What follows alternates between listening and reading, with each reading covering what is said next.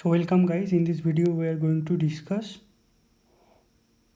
Schrödinger time independent wave equation and we are going to derive it from Schrödinger time dependent wave equation.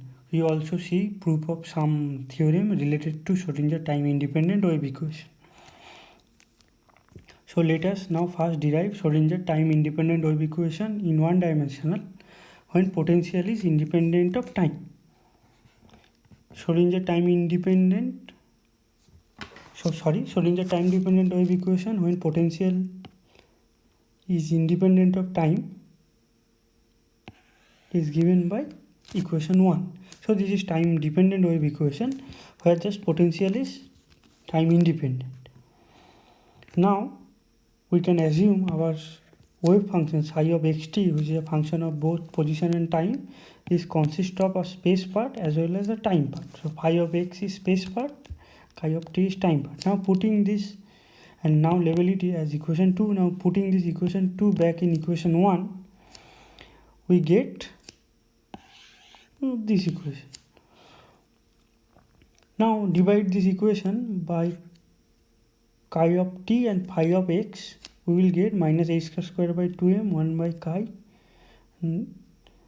d square phi dx square plus v of x equal to I square 1 by chi d chi dt. Now instead of del, we replace the del by here full derivative instead of partial derivative, because now phi is only function of x, also here chi is only function of t. So we replace the partial derivative delta by complete derivative. Now x and t are mutually independent variables, so there is no relation between time and space coordinate. Now this is so in the left side of this equation it is only space part and right hand side is only time part of it. Since position and time x and t are independent, this equation can only be true if they are equal to some general constant. We call them as a separation constant. Now assume that constant as a c.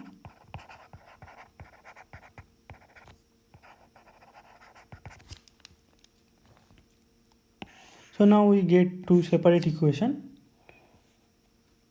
and then label them accordingly. So now take the equation 5, last equation, which is time equation.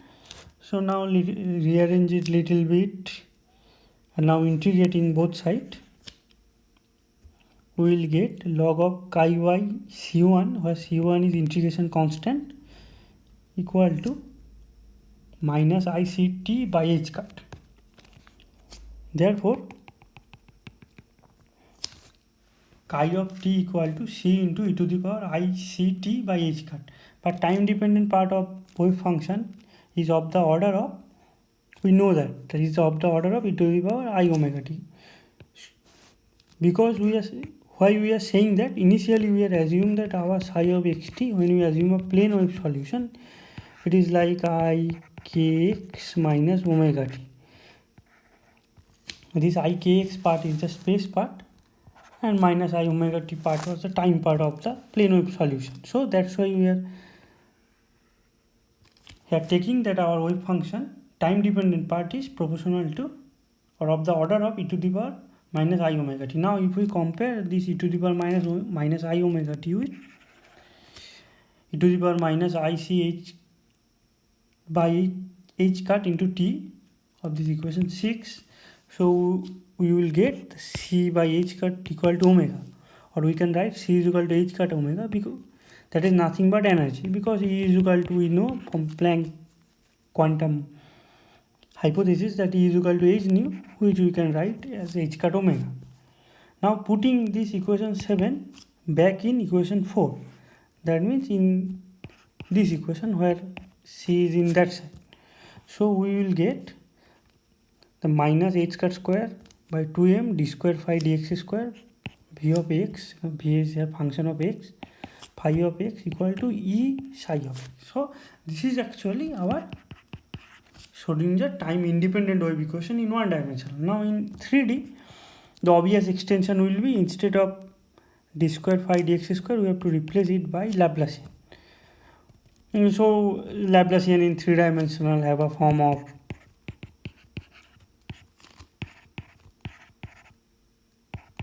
like so, where v is a function of position here and phi is also function of position. Now the complete space-time dependent wave function we can write. Now we can write the psi of xt as the space part into the time part. Here we already get our time part is e to the power minus iet by h cut, where e we will get our e by solving that time independent wave equation. So this equation will give how a wave function will evolve in time when the potential is independent of time. So one thing we have to remember, that when potential is independent space and time, the time dependent wave equation have to be used. When potential is only a function of position, we have to use the Schrödinger time independent wave equation. Sorry, let me correct it here.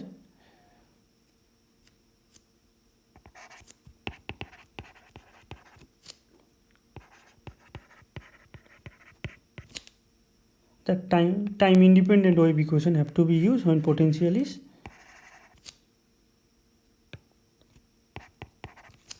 independent of time. Now let us see a problem. The problem is, show that wave equation is linear. That means if psi 1 and psi 2 are two solutions of Schrödinger wave equation, then C1 psi 1 plus C2 psi 2 is also a solution.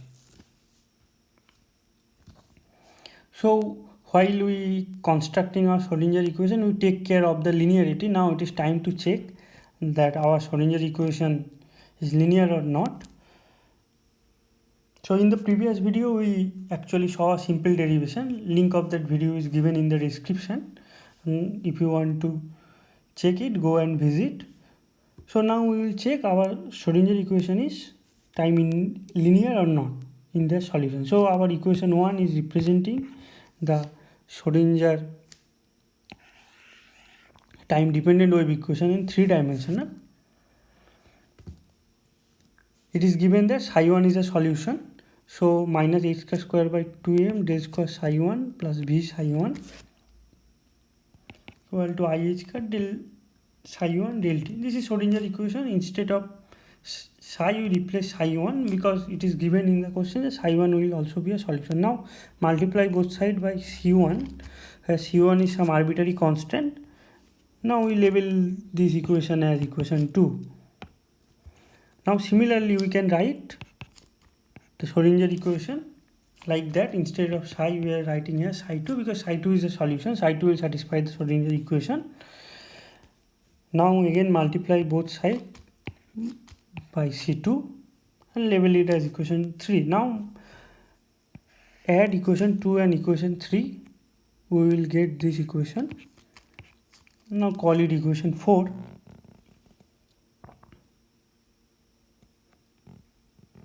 Now let us compare this equation 4 with the equation 1 or our original Schrödinger time dependent equation. So now in that equation here is psi, and in equation 4 instead of psi there was c1 psi 1 plus c2 psi 2. So in comparison we can write that our psi is c1 psi 1 plus c2 psi 2, so which is also a solution. So thus we can say that our Schrödinger equation is linear in the solution. Now let's see a theorem about Schrödinger time independent wave equation. Now prove the following theorem. We have to prove the following theorem. The time independent wave function psi of x is always taken to be real, unlike psi of xt which is necessarily complex. So it is stated that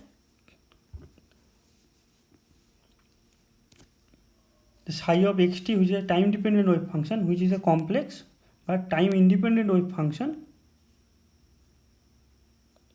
have to be real. But there is another part of the theorem that this does not mean that every solution is real. What it is said that if got one that is not, it can always be expressed as a linear combination of solution with same energy that are, so might you as well stick to size that are real. So in simple term, it is saying that the time independent wave functions have to be real, but if sometime we may not get a real wave function after solving the time independent wave equation, so if we get a complex solution, so a linear combination of those complex solution can give us a real solution, and we can use that real solution as the solution of time independent Schrodinger equation. So now time independent Schrodinger equation.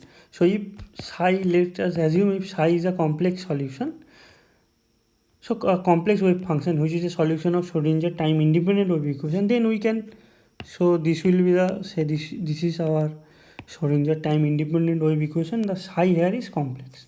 Now if we take complex conjugate of the entire equation remain look like that. So here psi star is then also a solution as well as psi. So now if psi and psi star are two solutions, then let us assume psi 3, which is a linear combination, which is a linear combination of psi and psi star. Then psi 3 is also be a solution because equation maintain linearity. Now if C1 equal to C2 equal to 1, then our psi 3 becomes psi plus psi star, which will be again also a solution of our Schrodinger time independent wave equation. Now let psi as a plus ib and psi star as a minus ib. Now take two combination of psi and psi star. So first combination is, first linear combination we are taking that our arbitrary constant are C1 equal to C2 equal to 1. So this is our wave function. Now replace the value of psi and psi star. Then it is coming out to be 2a, which is real. So linear combination is here, this linear combination is real. Now take another linear combination that takes C1 as a I and C2 as a minus I. So now the wave function look like that, I psi minus I star. So now replace the value of psi and psi star. So we are getting minus 2b, which is also again real. So we show that if we are getting a real solution like complex solution of the Schrodinger time independent equation, psi, here it is psi and psi star. So we can take linear combination of them to get real solution, and that solution will satisfy our Schrodinger time independent wave equation. Now came to the next theorem. It is stated that if Vx is an even function, that means v of minus x equal to Vx, then the wave function psi of x can always be taken to either even or odd. So in simple term, if Vx is even, potential function is even, then the wave function can be either even or odd. So let's prove it. So equation 1 representing Schrodinger time independent wave equation, because our potential here is only a function of time. Now changing the variable x for minus x in the of the equation 1, so we are replacing x by minus x everywhere. As v is a given function, so v of minus x become vx, so everything remain intact. So we can say from this equation that v of minus x is also a solution of the Schrodinger equation. Now, so we have psi of x also psi of minus x. These two are solution of the Schrodinger equation. Now any linear combination of these two will also be a solution of the Schrodinger equation. So now take two kind of a linear combination. One is represented by psi plus, which is psi of x plus psi of minus x. Another is psi minus, which is linear combination of psi of x and minus psi of minus x. So these two linear combination will also be the solution of Schrodinger time independent equation. Now check psi plus, replace x by minus x, it will give me psi of minus x plus psi of x. Here minus a minus become plus, so this is nothing but our original psi plus. So we can say that psi plus is an even function. Now came to psi minus, again replace x by minus x, so it is become minus x, and here minus a minus plus. So here we can take common the minus sign, and this is nothing but psi of minus x. So here if we represent, in case of psi of minus x, psi minus, if we replace x by minus x, we are getting minus of psi minus. That means psi of minus x is odd function. Thus we can get both even and odd solution of Schrodinger equation for a even potential. So enough for now. In the next video we are going to see normalization. We are going to see three things: that physical interpretation of wave function. We still don't have any physical interpretation of the psi, because initially while we are going to derive the wave function, we are assumed that our wave function, psi of wave function, is given by some function psi of xt, but we don't know what is that. In the next video we are going to discuss physical interpretation of the wave function, then normalization condition of the wave function, as well as boundary condition on the wave function, and we will also do some problem on that.